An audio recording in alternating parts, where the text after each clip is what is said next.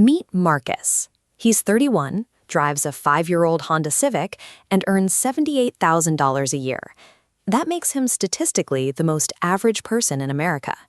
He doesn't have a boat or take European vacations.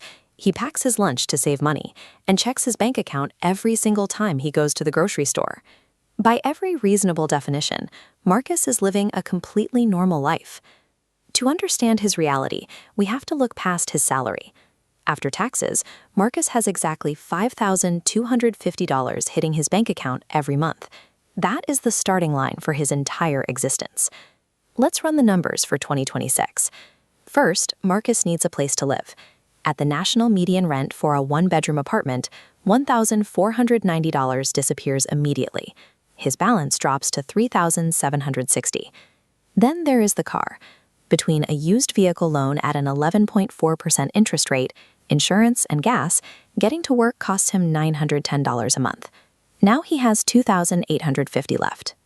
Groceries, healthcare, and student loans take another $825. Add utilities, a phone plan, and basic subscriptions, and his remaining balance falls to $1,481. On paper, that looks like a head start, but the math of 2026 is unforgiving. Marcus pays $200 a month toward a credit card balance he hasn't cleared in over a year. He spends $150 on basic life, a haircut, a birthday gift, a single dinner out. When his car needs brakes or his laptop dies, that remaining buffer is wiped out instantly. Marcus isn't being frivolous. He is simply paying for today with debt, turning a normal life into a state of treading water. This problem scales up with income. Consider a family of 4 earning a combined $133,000. That puts them in the top 25% of households. After taxes, they bring home roughly $8,000 a month. They should be thriving. But after paying for a 3-bedroom rental, 2 cars, family health insurance, groceries, and student loans, their balance has already shriveled to just $1,443. Then they have to pay for someone to watch the kids while they work. Center-based care for 2 children cost at least $2,460 a month. That single expense sends their monthly balance into a $1,000 deficit. In this scenario, one partner's entire salary is effectively consumed by the childcare required to earn it. They are working full-time careers just to fund the daycare center. When a top-tier earning family runs a monthly deficit just to survive, the issue is no longer about individual budgeting. The fundamental arithmetic of the household has broken. In 1970, a single median income supported a family comfortably. One paycheck covered the mortgage, the car, and a future without the constant low-grade anxiety of modern math. 50 years ago, a home cost roughly twice the annual household income. Today, that ratio has climbed to 5 times. The average first-time homebuyer is now 40 years old. This happened because every major pillar of survival became more expensive at once. Since 1990, housing is up 239%. Healthcare spending per capita rose 440%. College tuition and car prices followed the same trajectory, all pulling away from wages simultaneously. The gap is clearest when you look at productivity. Between 1979 and 2025, worker productivity rose 90%, but compensation only grew by 33%. We are producing nearly twice the value, but workers are only seeing a fraction of that growth in their paychecks. That missing value didn't disappear. It moved to executive compensation and asset prices that benefit the wealthy, while the middle class's share of national income dropped from 62% to 42%. The entire baseline of survival moved, and wages didn't follow.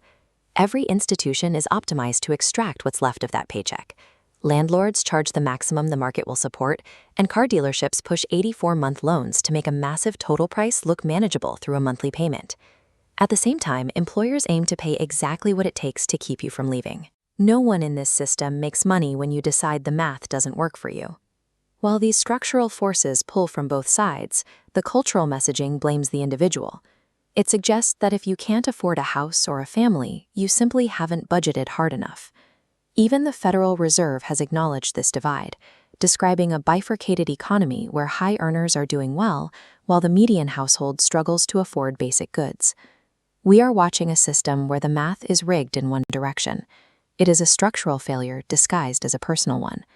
Survival in this environment requires ignoring the trivial advice. Canceling a streaming service or making your own coffee is arithmetic theater. Those numbers are too small to solve a structural deficit. You have to focus on the largest line items. Start by anchoring every decision to your take-home pay.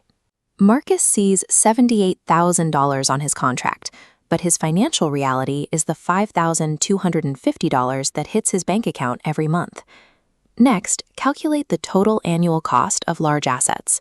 A $537 car payment is actually an $11,000 annual drain once insurance and maintenance are included. Factor childcare into your housing search. In major cities, daycare for 2 children can cost more than the rent on a family home. Finally, prioritize an emergency fund. A 3-month buffer separates a bad week from a long-term debt spiral. In an economy where 60% of people can't cover a $1,000 emergency, that cash is your only real protection. If the math feels impossible, it's because the target moved. You are paying 2026 prices in a system that was built for a different era. Feeling behind isn't a sign of failure. It's a reflection of the current cost of existence. The goal is no longer about the house or the car. The only thing worth building toward is margin, the gap between what you earn and what you owe. Protect that gap wherever you find it, because margin is the only thing that eventually turns into freedom.